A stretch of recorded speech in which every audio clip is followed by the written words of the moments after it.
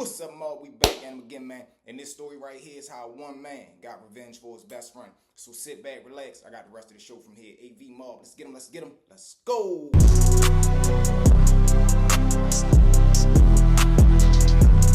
What's up, Mark? We back at him again, man. Kicking it off from the top. So this story right here is the episode you guys probably been waiting on. Lor Scoota and Lor Fred, man. So let's dive straight into it. So now, Lor Scoota is the upcoming rapper straight out of Baltimore City, and I don't care who you is or what you know, what you think. He was the hottest thing coming out of the 410. No ifs, ands, or buts about it. He was a true Baltimorean. I'm talking about he was one of ours, man, through and through the way. Now, Lor Scoota, man, he from a well-known block, a notorious block, Pennsylvania Avenue, better known as that 1500. Salute to them guys down there, man. So now, Pennsylvania Avenue, man, is like a star block. You feel what I'm saying? From back in the day, I once said it was the Apollo to 2025, man. You go down there on a nice summer day, you gonna see superstars, you gonna see a lot of action, you gonna see everybody. Pennsylvania Avenue, man, is one of them blocks everybody wanna be a part of, everybody wanna be attached to. Oh, my cousin down there, I used to be down there, my little brother stay down there, I know shorty down there. Everybody wanna have some type of attachment to Pennsylvania Avenue. If you know, you know. So now, also coming out of that mud for real was Lor Fred. Fred had different breed, different speed. Shorty was he was a certified head tab, a real live street dude. Now Scooter was a street guy, but Scooter was a hustler. Like I always tell y'all, man, you got dudes that come out and they fly, they likable, they get money, they get the bras, they like the cars, they hang around with the fly guys. Then you got them dudes that come out in the street for street activity like, nah, my mother get high, I ain't got no father, I ain't got no big brother, I need to put some shit in the refrigerator tonight. Then you got them type of dudes. That was a Lor Fred type of guy. Now, Lor Fred jumped out into the streets for real. He started to maneuver, he started to do his 1-2, he started to make his bones in the field. Now, him and Lor Scoota best friends, so while Scooter doing his thing, he more so hustling and he trying to make his bones as far as the rap thing for real. He did a couple of juvie bits and then he was straight on rap time. Lor Fred, he going through the system, but he not tripping about the system. Like the system gonna be scared of him. He had that type of mind frame, and if you knew shorty, you already knew what type of time he was on. So now, he ends up, as court papers read for real, he end up robbing crazily. He end up robbing the little dude for a dug. So now when he robbed him for the dug, I guess the dude who had the dug, he end up bucking. Lor Fred end up hitting him in his face. Boom. So now when he hit him in his face, he gets up out of there. But now stay with me. That's why I tell y'all, the streets play by their own rules, because motherfuckers will be street guys and, man, we don't do no telling, we don't do no ratting, you know what it is with us, thug life forever. But soon as somebody they know, as soon as somebody they love gets spanked, now they downtown cooperating. Now when homicide pulled up, they talking about he had on a red shirt, a blue hat, he was 5'4". They giving out descriptions, all kind of little shit that they swore that they would never do when they on the other side of the playing field. So now, Lor Fred end up jacking the nigga for the dug. Shorty end up bucking Fred, hit him in his face. But the victim end up pulling through. Whole time though, whoever was down there, they end up telling the police and they gave him the description. Better yet, fuck the description. They said Lor Fred did it. So now, police go ahead, they do their investigation. They put their ears to the street.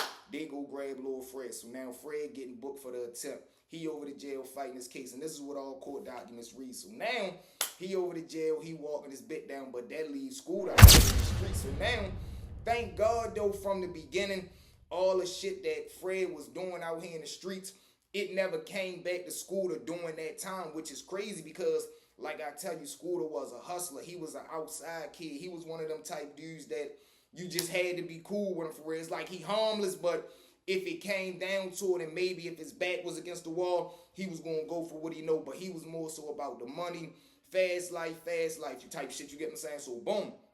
Now Lor Fred over to jail. Scooter, I'm talking about, he catching his wave. He in his prime right now. He buzzing. He put together him a little squad, YBS. Now YBS is Young Ball of Shine. Salute to the good man. Scholar, the whole nine. You know what it is, man. Rest in peace to the fallen soldiers. If you know, you know. Now these group of guys, this was a group that had the city in a knot too. Another type shit. This one you know you in the middle of your run. When motherfuckers want to attach themselves to you. Because my city, nigga want to be self-independent, self-made, self-paid. That's just our mindset.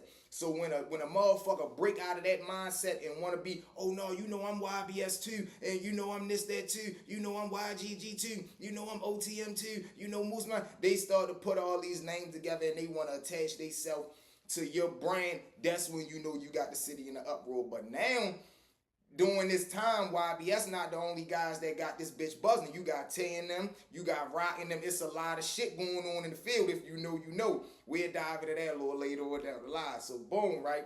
Motherfucker, the city pumping and jumping. Everybody doing their thing. Everybody making their way. We probably got like 5 different rap groups that's moving as a group. Now, is it all love? No.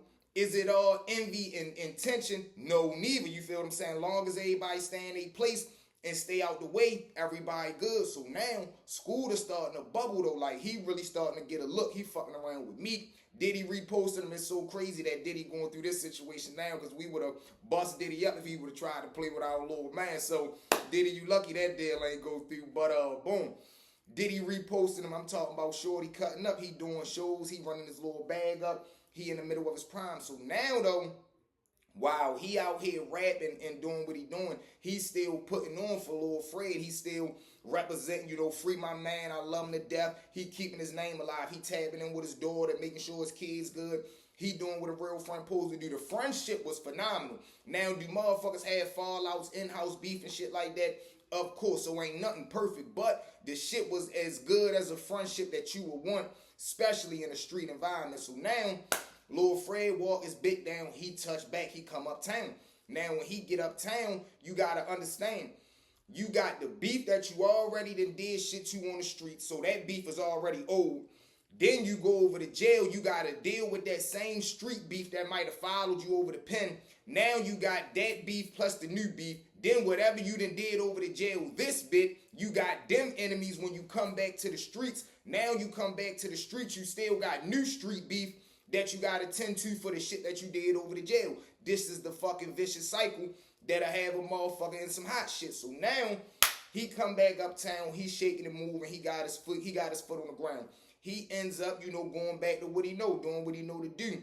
Long story short, he go around a Notorious project. Why? We don't know. But he ends up popping up around the Jets. He ends up hitting the nigga in the backside. Boom. He hit him in the butt and he hit him in the thigh. Shorty gets up out of there. Now, you can look at this in a lot of different ways too.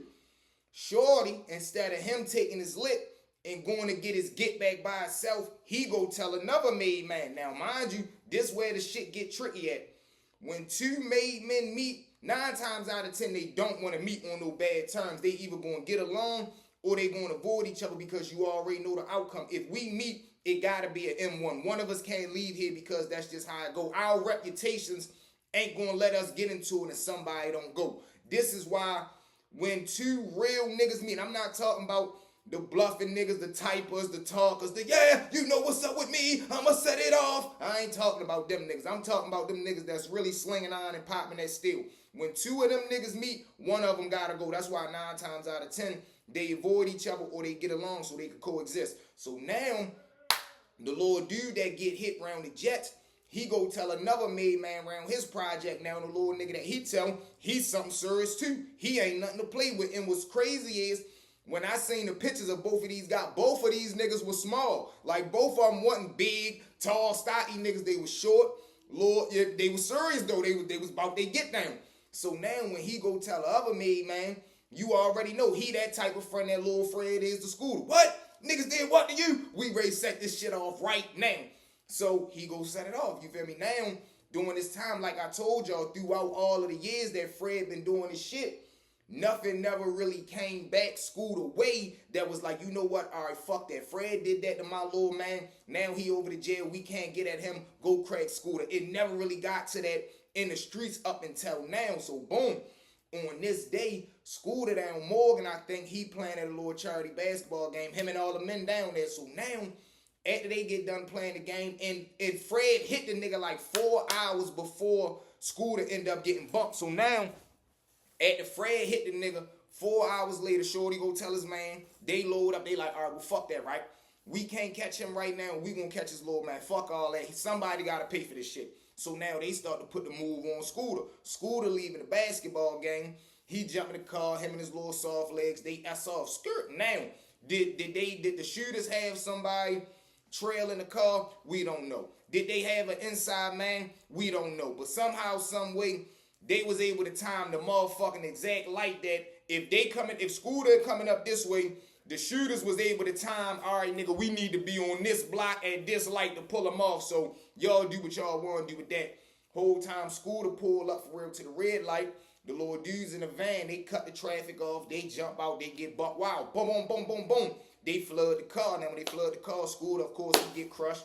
M1, he clear. He got the broad in the car, though. The broad, she jump out, roll around on the ground. She make it. They don't do nothing to her. They jump back in the car. They S off. They gets up out of there. So now, when they put the pedal to the metal, they gets up out of there. But now it's on, though. Because my man done paid for some shit I did. So now, Fred get in his mind, paint the city red. Fuck it. Everybody's in now. All for one for all. We playing laser tag around this motherfucker now. Fred start tagging shit. I'm talking about he knocking shit down. He go probably about 3-4 bodies before. He catch 3-4 bodies before he get to the Lord made man that ended up doing that shit to school and them. So now, somehow, some way, Fred get a drop on the Lord made man for real. He find out what he moving around in.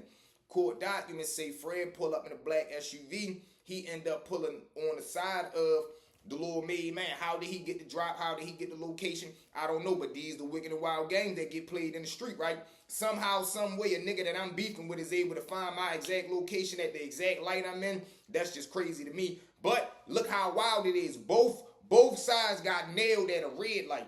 Both sides got caught at a red light in traffic, broad day. Jump out, let that shit fly. So now, Fred pull up next to him. Boom, he see right there. He roll down his window. He hang in the car. He weigh him out. Boom, boom, boom. He weigh him out. Little Fred get up out of there. Of course, again, word get back to the street or some camera type action end up catching him up. Long story short, he get grabbed up for the body. Now, when he get grabbed up for the body, they already know, the police and them, they already know what's the cause behind this. They already know Scooter, your best friend. We already know your past. We know your record. We know you went on a retaliation spree for your best friend. They ends up sliding him a plea. They offer him the plea for the body, and if he admit the 2 other bodies that he caught, he ends up pleading guilty to 3 homicides. They give him 32 years. Now, is 32 years a long time? Absolutely. Is 32 years a good hit for 3 bodies? Absolutely. So, Shorty end up catching his 32. He walking his time down. That shit end up coming across the news, coming across the paper. Friend gets revenge for his best friend. He ended up catching like 6 bodies behind that shit, if I ain't mistaken. But however many bodies it was enough to get his ass 32 years. But, man, wicked and wild situation, man. And a lot of good men got lost in this shit. A lot of street tension that was once cool, that got fucked up behind this shit because we lose one of the best rappers, the best things that we ever had, because Shorty was definitely going to be the GOAT for the city. And you lose 2 good men, Shorty from the Jets and Lil Fred gone over to jail. So a lot of people paid for this shit, man. Then people can't be trusted now because it's like, how the fuck was all these people able to locate all these people at fucking red lights? So now you got to question who on the inside ain't right. So that's a whole nother wicked and wild game that you got to play in the street. So that's why I tell y'all, man, don't get involved. But with that being said, family, thank y'all for riding with me. Well, you know you forever live with your boy, Stories with me. At this time, one more time for me, family. Like, share, comment, and I repeat, smash that subscribe button, y'all. I love y'all with everything. Give me. Let's get it. Let's get it. Let's go.